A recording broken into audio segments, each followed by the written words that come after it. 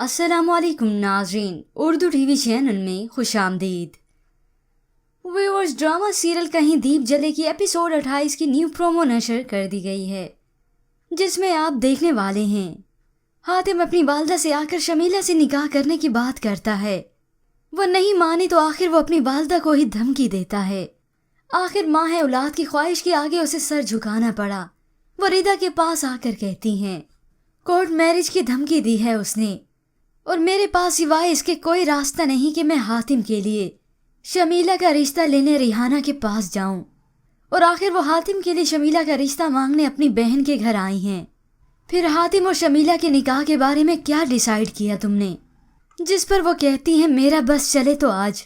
तो खदीजा बेगम कहती हैं ठीक है, फिर कल ही निकाह कर लेते हैं। शमीला भी ये सारी बातें सुन चुकी है। फिर शमीला और हातिम की बात हुई तो हातिम शमीला से कहता है अम्मी जी मुझसे बहुत मोहब्बत करती हैं, वो मेरे फैसले को कबूल करेंगी। तो शमीला कहती है एक बात याद रखना, इस फैसले में इज्जत होगी, मोहब्बत नहीं। और आखिरकार शमीला और हातिम के निकाह का दिन भी आ गया।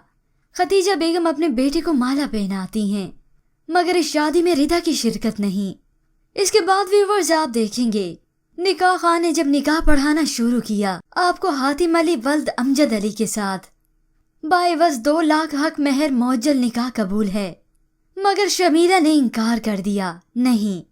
मगर इसके बाद व्यूअर्स आप देखेंगे शमीला से जब इस इनकार की वजह पूछी जाएगी तो वो इनके सामने रखेगी शर्त कि मुझे अपने नाम वो घर चाहिए, तभी मैं ये निकाह करूंगी।